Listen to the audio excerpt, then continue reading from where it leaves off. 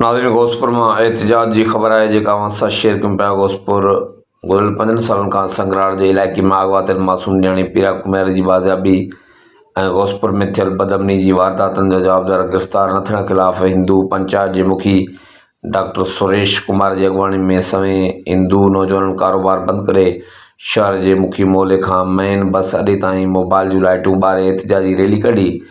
Rally मुख़्तलिफ़ बाज़ारनि ऐं चौकनि खां थींदी शहर के मेन बस अड्डे वटि अची धरणे जो रुख इख्तियार करे वई।